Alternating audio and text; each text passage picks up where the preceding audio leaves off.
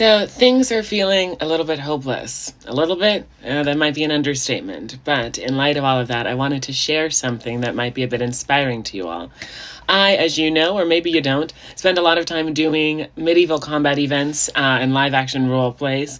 And I just came back from a 6-day event where I was surrounded by a bunch of people in my community, where we could take classes. There were fights available. There was nightlife. Everyone was in garb. And it was during one of these events where one of the kids, who was maybe 13 years old, came up to me and said, "Hey, I'm so sorry. I just want to know, what are your pronouns?" And we had a great chat. I said, "Oh, she, they, whatever." "And yours?" "She, her." "Great." And I was sort of struck by that. And, we continued having a conversation about just how the event was going and that kind of stuff.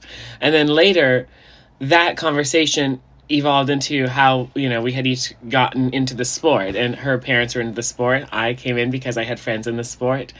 And one thing that she said that struck me, coming from an 8th grader, was, "Oh, yeah, it's just so welcoming. What did she say? She was like, are you homophobic? No? Okay, great. Are you racist? No? Okay, awesome. Then you can join the sport."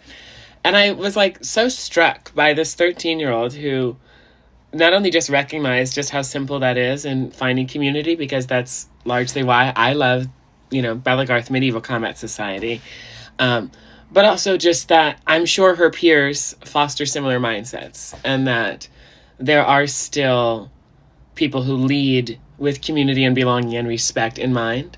And yeah, this little 13-year-old randomly, just on a random Saturday night in a game room full of people playing card games at this campsite, had the most exciting conversation. But I left just feeling so hopeful for the fact that, there are still people, particularly younger people, that are engaging in conversations in ways that when I was in 8th grade, that would have never even been something that I would have thought to have. I wouldn't have even possessed the language to ask a person their pronoun.